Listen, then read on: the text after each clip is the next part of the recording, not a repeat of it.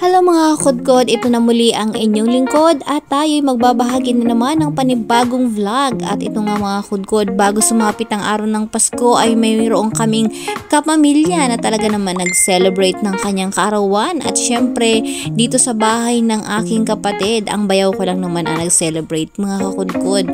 Syempre pa dito tayo kasi maaliwalas ang paligid at may space kumbaga. So ayan, nag-decide nga kami mga kakudkod, ang aking kapatid pala, na mag-ihaw-ihaw.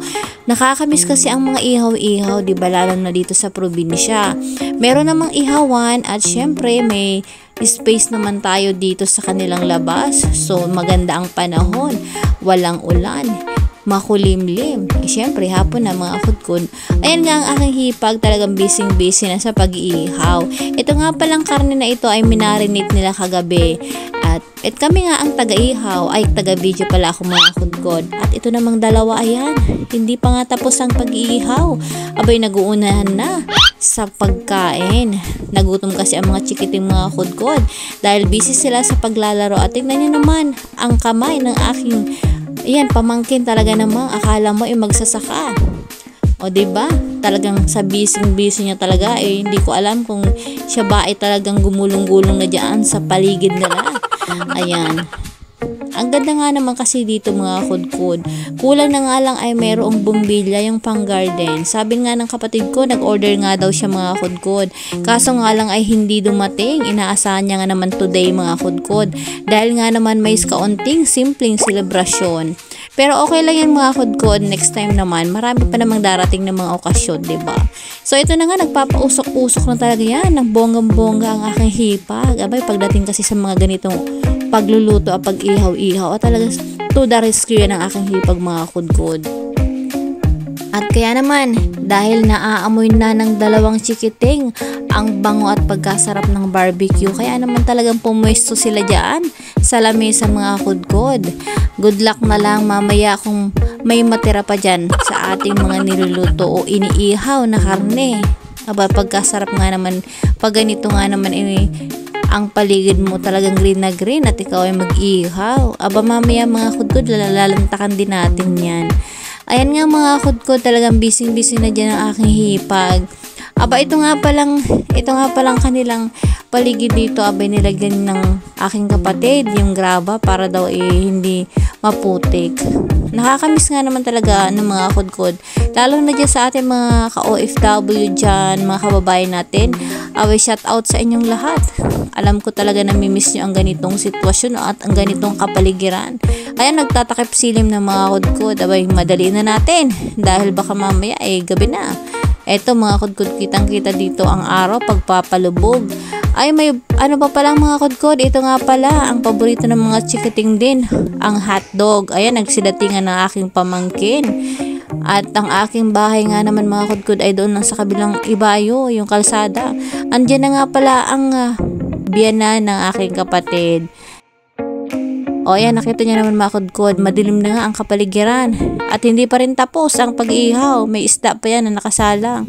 O ito nga pala mga kudkod, ginawa ng kapatid ko. Ayan, yung dala nga pala ng biyanan ng kapatid ko yung macaroni salad. Ito yung mga inihaw-ihaw kanina. Munti ka na matutong. Talagang natutong mga kudkod. Dahil kakatsikahan. Hotdog na lang, natutong pa. Ito nga pala yung black coffee,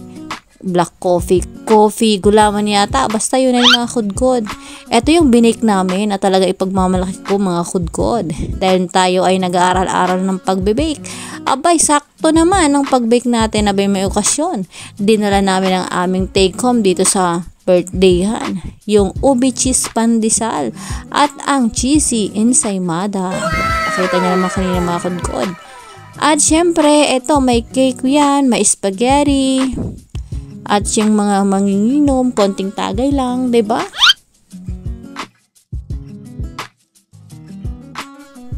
Ayan na nga mga kudkod, ang bisita ng aking bayaw.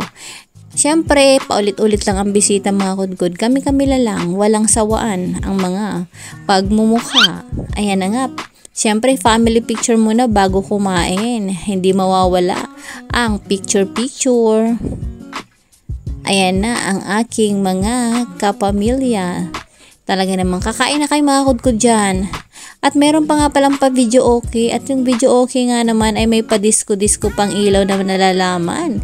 Talaga namang pag ikaw ay nagpatugtog ng disco songs, ikaw ay mapapasayaw mga kudkod.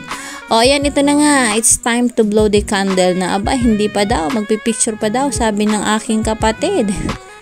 Abay, gusto niya lang i-blow yung candle. O ayan. Ayan na nga, nagsisipag palakpakan na. At syempre, kantahan natin ang my birthday bago i-blow the candle. Ayan nga. Nakakatawa lang naman talaga mga kudkod, diba? Kami lang talaga yan mga kudkod. Kung inyo makikita sa mga videos ko ng mga nakaraang mga selebrasyon, kami lang talaga mga kudkod. At ito nga pala, tapos na yung pag-ihaw ng aking hipag. It's time to rest naman daw.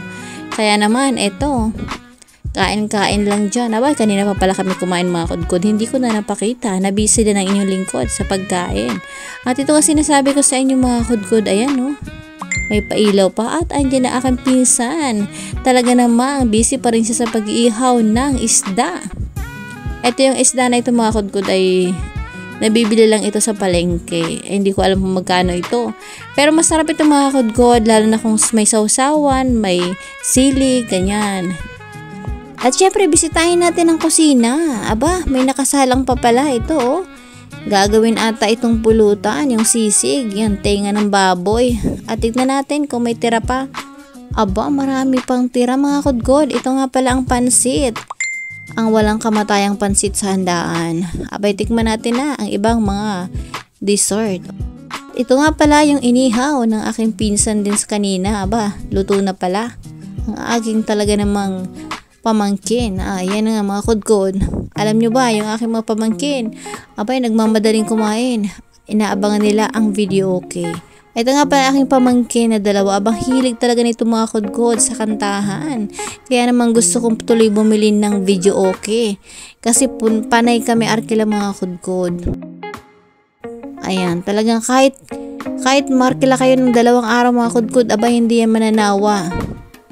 Kaya kung sino dyan na may handaan, pakiimbita nyo naman ito, aba. Sa video okay pa lang, kahit huwag nyo nang pakainin, okay lang. Joke lang.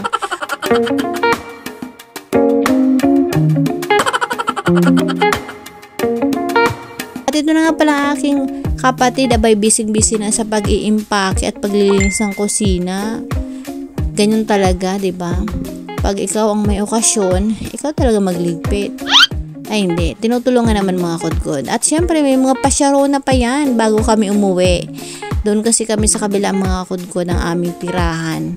Kami lagi lang nandito tumatambay. At ito na nga ang kawali. Aba, nakimarites pa. Bago ilabas yung kanyang kawali. Ito mga kudkod, talaga naman. Abay, thank you so much.